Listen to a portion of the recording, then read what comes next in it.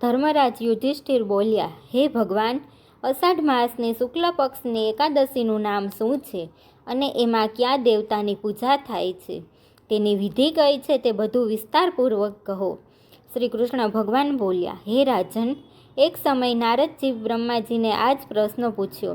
ત્યારે બ્રહ્માજી બોલ્યા, નારદ, તમે કલયુગના જીવોનો ઉદ્ધાર માટે બધાથી ઉત્તમ પ્રશ્ન કર્યો, કારણ કે એકાદશીનું વ્રત બધા વ્રતોમાં શ્રેષ્ઠ છે.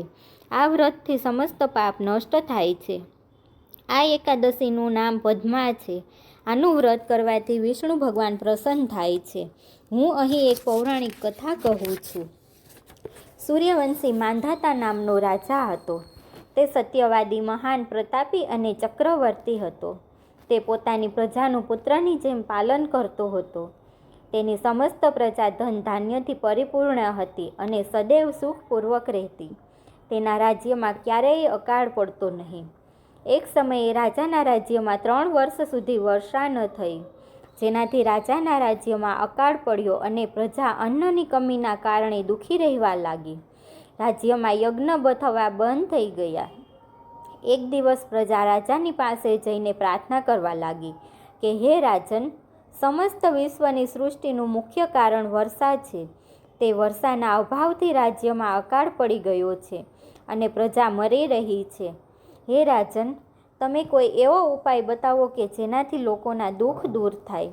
તેથી રાજા માંધાતા બોલ્યા, તમે લોકોના ઠીક કહો છો. વર્ષા ન થવાના કારણે પ્રજાએ દુઃખ ભોગવવું પડે છે.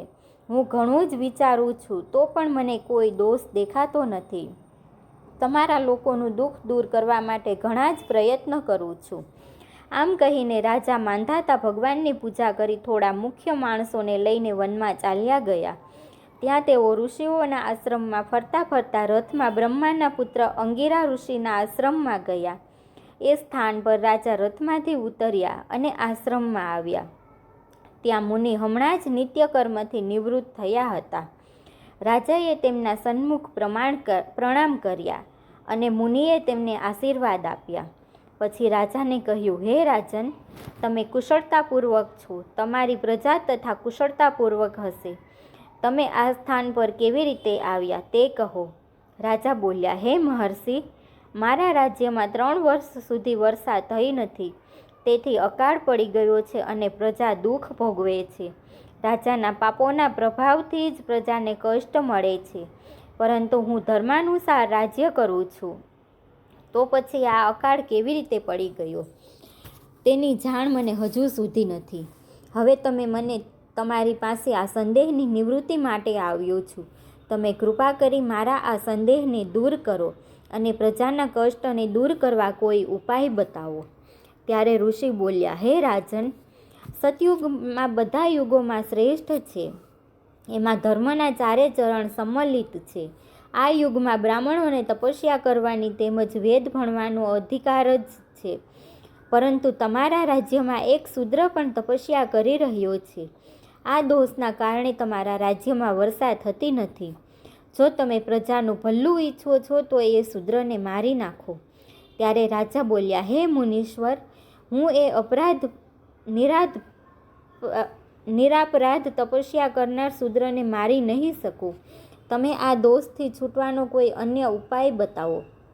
ત્યારે ઋષિ બોલ્યા, હે રાજન, જો તમે આવું જ ઈચ્છો છો તો અષાઢ માસના શુક્લ પક્ષમાંની પદ્મા નામની એકાદશીનું વ્રત વિધિપૂર્વક કરો. આ વ્રતના પ્રભાવથી તમારા રાજ્યમાં વર્ષા થશે અને પ્રજા સુખી થશે. કારણ કે આ એકાદશીનું વ્રત બધી સિદ્ધિઓ દેનાર છે અને ઉપદ્રવને શાંત કરનાર છે. મુનિના આ વચનોને સાંભળી રાજા પોતાના નગરમાં પાછા ફર્યા અને વિધિપૂર્વક પદ્મા એકાદશીનું વ્રત કર્યું. આ વ્રતના પ્રભાવથી રાજ્યમાં વર્ષા થઈ અને મનુષ્યોને સુખ મળ્યું. આ એકાદશીને દેવશયની એકાદશી પણ કહે છે. આ વ્રત કરવાથી વિષ્ણુ ભગવાન પ્રસન્ન થાય છે. તેની મોક્ષની ઈચ્છા કરનાર મનુષ્યોએ આ એકાદશીનું વ્રત કરવું જોઈએ.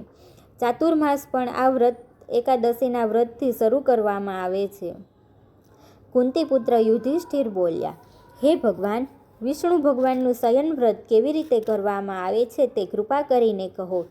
શ્રી કૃષ્ણ બોલ્યા, હે રાજન, હવે હું કહું છું તે ધ્યાનપૂર્વક સાંભળો.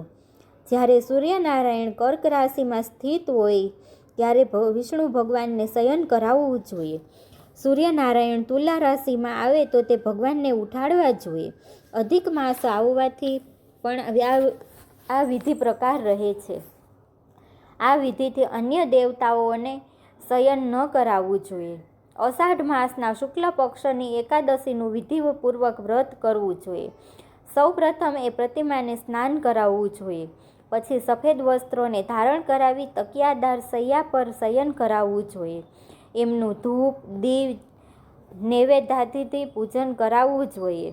ભગવાનનું પૂજન શાસ્ત્ર જ્ઞાતા બ્રાહ્મણોના દ્વારા કરાવવું જોઈએ. હે ભગવાન, મેં તમને શયન કરાવ્યું છે. તમારા શયનથી આખું વિશ્વ સૂઈ જાય છે. આ રીતે ભગવાન સામે હાથ જોડીને પ્રાર્થના કરવી જોઈએ. હે ભગવાન, તમે જ્યાં સુધી 4 માસ સુધી શયન કરો ત્યાં સુધી મારા આ ચાતુર્માસના વ્રતને નિર્વિઘ્ન રાખો. આ પ્રકારે વિષ્ણુ ભગવાનની સ્તુતિ કરીને શુદ્ધ ભાવથી મનુષ્યોએ દાંતણ આદિના નિયમ ગ્રહણ કરવા જોઈએ. વિષ્ણુ ભગવાનના વ્રત શરૂ કરવાના 5 કાળનું વર્ણન કર્યું છે. દેવશયની એકાદશીથી લઈને દેવોત્યાની એકાદશી સુધી ચાતુર્માસ વ્રતને શરૂ કરવું જોઈએ. દ્વાદશી, પૂનમ, અષ્ટમી કે સંક્રાંતિના દિવસે વ્રતનો પ્રારંભ કરવો જોઈએ અને કાર્તક માસના શુક્લ પક્ષની દ્વાદશીએ સમાપ્ત કરવું જોઈએ. આ વ્રતથી સમસ્ત પાપ નષ્ટ થાય છે. જે મનુષ્ય આ વ્રતને પ્રતિવ્રત કરે છે તે સૂર્યના સમાન દીપ્તિમાન વિમાનમાં બેસીને વિષ્ણુ લોકમાં જાય છે. બોલો શ્રી કૃષ્ણ કનૈયા લાલ કી જય. સર્વે વૈષ્ણવોને મારા જય શ્રી કૃષ્ણ.